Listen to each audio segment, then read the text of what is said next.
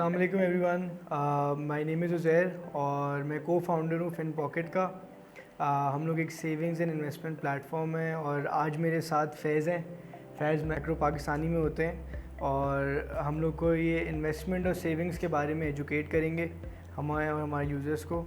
तो फैज़, सबसे पहला मेरा सवाल आपसे एक बहुत ही सिंपल सा, सेविंग्स और इन्वेस्टमेंट होती क्या है?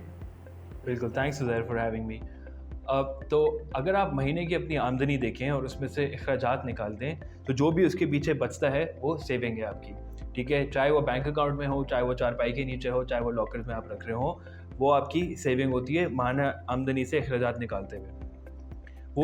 वही सेविंग इन्वेस्टमेंट जब बनती है, जब आप उसको किसी सरमायाकारी के लिए, लॉन्ग टर्म के लिए या शॉर्ट टर्म के लिए कहीं आप पैसे लगाएं ताकि आपको फ्यूचर में मुनाफा मिले।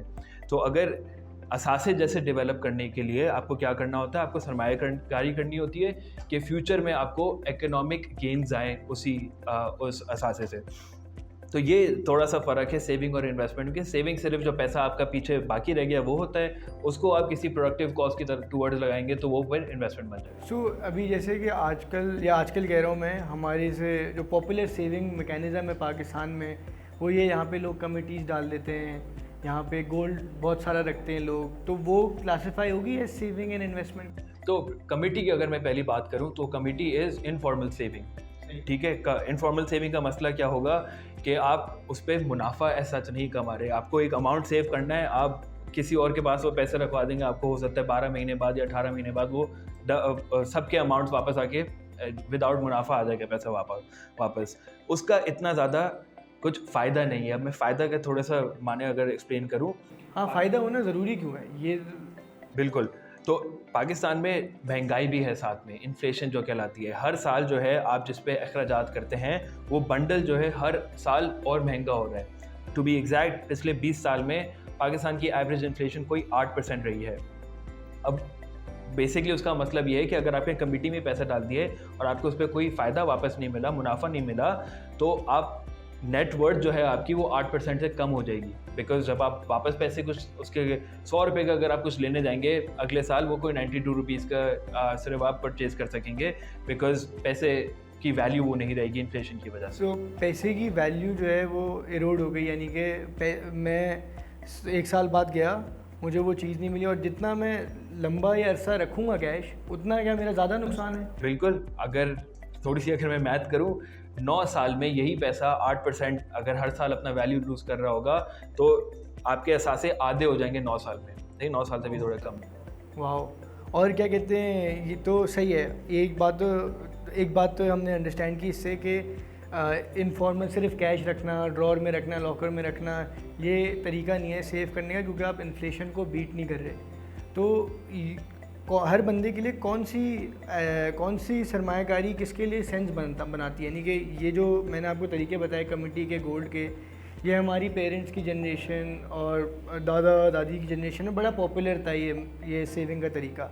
और अब हम देखते हैं कि जो यंग लोग हैं उनमें क्रिप्टो करेंसी, फॉरेक्स बड़ा पॉपुलर है, स्टॉक्स भी किसी हद तक। तो किसके लिए क्या सेंस बनता है? बिल्कुल। इससे पहले मैं थोड़ा सा मैक्रो एक ओवरव्यू दे देता हूँ। मैं मैक्रो पाकिस्तानी में यूजुअली इकोनॉमिक्स की बातें करता हूँ। तो पाकिस्तान की ये सारी सेविंग के हिसाब जो होती है वो अगर आप लेके चलें तो पाकिस्तान की सेविंग 12% ऑफ जीडीपी के करीब होती है, ठीक है? बांग्लादेश में यही सेविंग जो है 36% के करीब होती है। तो हम बांग्लादेश से 3 गुना कम सेव करते हैं। ये तो सबसे पहली बात होगी। इस सेविंग को अगर हम आगे लेके चलें तो सिर्फ 25% जो है वो फाइनेंशियल सेविंग्स में जाता है, बाकी सारा इनफॉर्मल सेविंग्स, जैसे आपने बोल दिया कैश हो गया, प्रेशियस मेटल्स हो गए, इस तरीके की कमिटीज़ हो गई, इस तरीके की इन्वेस्टमेंट्स में 75% जाता है। तो पहली बात तो ये है, हम ये कॉन्वर्सेशन इसलिए कर रहे हैं कि ये नंबर्स इवेंचुअली जाके इम्प्रूव हों। अब सेव करने के लिए सबसे पहली बात जो आपको सोचनी चाहिए कि छोटे से छोटा अमाउंट जो है ना वो सही है। अगर मैं आपको थोड़ा सा एक एग्जांपल दूँ, आपकी माहाना आमदनी है 50,000 रुपये, उसमें से आप 5% भी सेव कर लेना, तो जो कि बहुत ही छोटा अमाउंट है। इसमें मैं ये कहीं नहीं बोल रहा कि आप अपनी अय्याशी के खर्चे जो हैं वो कम करें एट्सेट्रा। आप सिर्फ 5% अगर अपनी इनकम सेव कर सकते हैं तो वो महीने का हो गया 2,500 रुपये, ठीक है? 50,000 के 5%। अब मैं आपको जाके बोलूँ आप कोई इन्वेस्टमेंट ढूंढें जिसमें आपको 12% रिटर्न मिल रहा हो साल का, इसका मतलब महीने का आपको 1% रिटर्न मिल रहा होगा, जो कि उस 2,500 पे सिर्फ 25 रुपये है। अब फाइनेंस में एक चीज़ होती है पावर ऑफ कंपाउंडिंग, जो कि ज़्यादातर लोग सोचते नहीं जिसके बारे में। वो ये है कि आपने वो जो 25 रुपये मुनाफा कमाया 2500 सेविंग पे, उसको भी आप वापस इन्वेस्ट कर दें। हर सेविंग को आप री इन्वेस्ट करें, हर प्रॉफिट को री इन्वेस्ट करें, ठीक है। तो ये कंपाउंड करने शुरू हो जाएगा आपकी सेविंग्स। ये 25 रुपये का आप लेके चलेंगे, अगर आपका सालाना इंक्रीमेंट जो होता है 10% होता हो, मैं ऐसे ही अस्यूम कर रहा हूँ, तो 10 साल में आप 8 लाख रुपए सेव कर चुके होंगे और इन्वेस्ट कर चुके होंगे, उससे भी ज़्यादा। 15 साल में वही चीज़ जो है कोई आप 2 मिलियन क्रॉस कर चुके होंगे। अगर मैं 30 साल तक आपको लेके चले जाऊँ, वो 2 करोड़ 10 लाख से ज़्यादा आपने अमाउंट सेव कर लिया होगा, स्टार्टिंग विद वो 25 रुपये का प्रॉफिट। तो मुझे कोई अमीर नहीं होना सेविंग और इन्वेस्टमेंट करने के लिए, बट एक चीज़ है कि मुझे जितना टाइम है मेरे पास उतना मेरा ज़्यादा फ़ायदा। जितनी जल्दी मैं स्टार्ट करूँ, जितने साल में इन्वेस्ट करूँ, उतना ज़्यादा एंड में रिटर्न आएगा।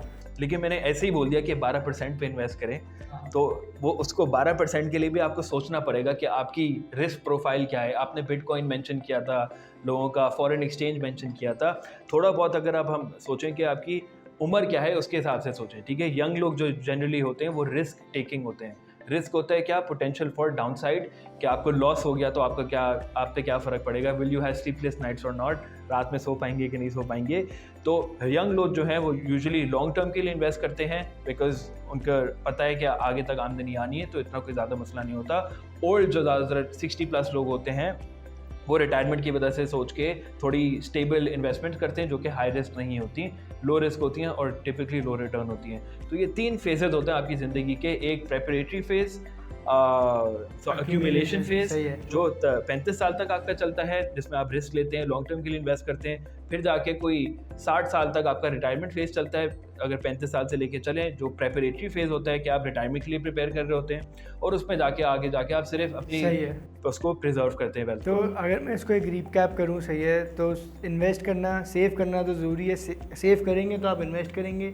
इन्वेस्ट करना इससे ज़रूरी है कि आपको इन्फ्लेशन है पाकिस्तान में, महंगाई है, उसको बीट करना है। और जितनी जल्दी आप इन्वेस्ट करेंगे, आप छोटे से भी स्टार्ट कर सकते हैं, और ये छोटा जो है चंद सालों में बहुत ज़्यादा हो जाएगा। और लास्ट पॉइंट ये है, क्या कहते हैं, कि जितनी जल्दी होगा स्टार्ट करेंगे, उतने साल हैं आपके पास इन्वेस्ट करने को, कंपाउंड करने को, तो उतना आप बेटर ऑफ होंगे। तो थैंक यू गाइज़, और इंशाल्लाह नेक्स्ट वीडियो में हम और डाइव डीपर करेंगे इन कॉन्सेप्ट्स में।